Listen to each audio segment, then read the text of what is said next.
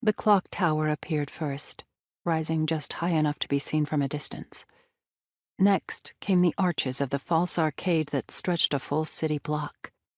Katya Karavayeva and her daughter hesitated in tandem, taking the measure of it. She had to admit it was elegant for a train station, but the strong resemblance to European buildings irritated her. After all, Soviet architectural styles were plenty good enough. The station thrummed as Katya and Yelena elbowed their way through the crowd and down the correct platform where an engine belched a near-continuous cloud of steam. They were early, but it didn't seem so, and they passed the time chatting about unimportant things in the way people do when anxious. Neither of them spoke of the war, of German divisions hurtling toward Leningrad. When the conductor called out the train's imminent departure, a chorus of farewells rose in response. "Take care of yourself, Lenochka." Katya's throat tightened. "I'll be back before you know it." No matter her unease, Katya was determined to appear confident. She had joined the volunteer militia, thinking it might be a path to restoring her good name, and assumed she would be among the thousands of citizens already laboring on a network of trenches around the city. Instead, her unit was headed south, toward the fighting. "Of course, Mama. We'll be fine." Self-assurance ran in the family. "And listen to your grandmother."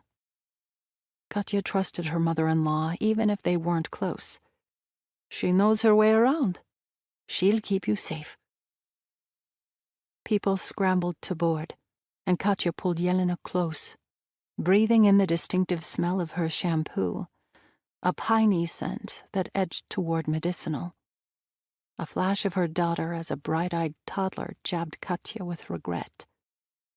She'd spent those years focused on herself and her career, every morning anxious to leave the house, and most of the parenting to someone else.